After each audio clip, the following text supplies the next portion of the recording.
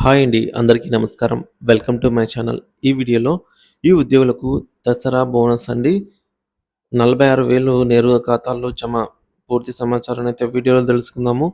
Video ఎక్కడే గాని skip చేయకుండా ఎండ్ వరకు చూడండి. అప్పుడే ఇన్ఫర్మేషన్ పూర్తిగా అర్థమవుతుంది.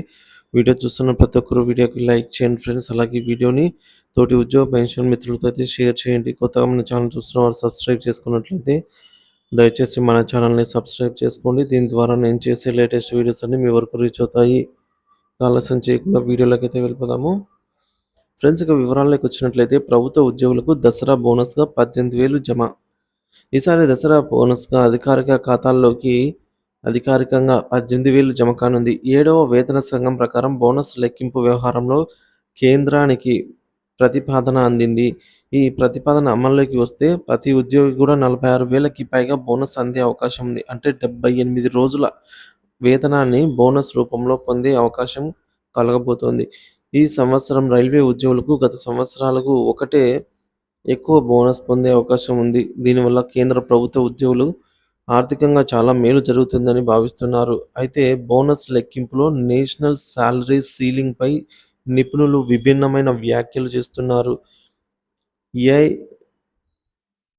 AIRF general secretary Shivgopal Mishra ఈ సీలింగ్‌ను తొలగించాలంటూ కేంద్ర ప్రభుత్వాన్ని కోరారు. రైల్వే ఉద్యోగులు కూడా 2023, 24 సంవత్సరానికి బోనస్‌లలో ఎక్కువ మార్పులు జరగాలని డిమాండ్ చేస్తున్నారు. దసరా పండుగ సందర్భంగా రైల్వే ఉద్యోగులకు బోనస్ ఇవ్వడం సాంప్రదాయంగా జరుగుతున్న విషయం. ప్రస్తుతం రైల్వే ఉద్యోగులు పొందుతున్నటువంటి బోనస్ 7వ వేతన సంఘం ప్రకారం పరిగణించాలని డిమాండ్ చేస్తున్నారు. ప్రస్తుతం బోనస్ లెక్కింపులు 6వ వేతన సంఘం ప్రకారం కనీస వేతనం అనేది 7,000ను ఆధారంగా తీసుకుంటున్నారు. అయితే 7వ వేతన సంఘం ప్రకారం 2016 జనవరి 1 నుంచి వేతనాలు 18,000గా ఉంటాయి కనీస వేతనాలు. కాబట్టి బోనస్ లెక్కింపులో ఈ మొత్తాన్ని పరిగణనలోకి తీసుకోవాలని కూడా ఉద్యోగులు కోరుతున్నారు. ప్రస్తుతం పరిగణనలోకి తీసుకున్న బేసిక్ సార్లు అనుకున్న లెక్కల ప్రకారంగా ఉద్యోగులకు బోనసు సుమారుగా రూ. 17,951 రావడం సాధ్యమని చెబుతున్నారు.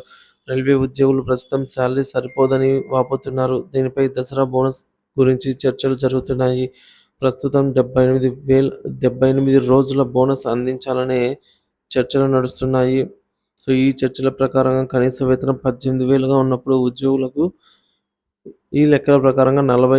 46,159 అందాల్సి ఉంటుంది. కనీస వేతన సీలింగ్ పెంచాలని ఉద్యోగులు డిమాండ్ చేస్తున్నారు. వారు తమ ఆశాభావాన్ని ఈ మేరకు వ్యక్తం చేస్తున్నారు. దసరా బోనస్ జీతం రెండింతలు పెరగడం జరిగే అవకాశం ఉందని అయితే భావిస్తున్నారు వారంతా కూడా.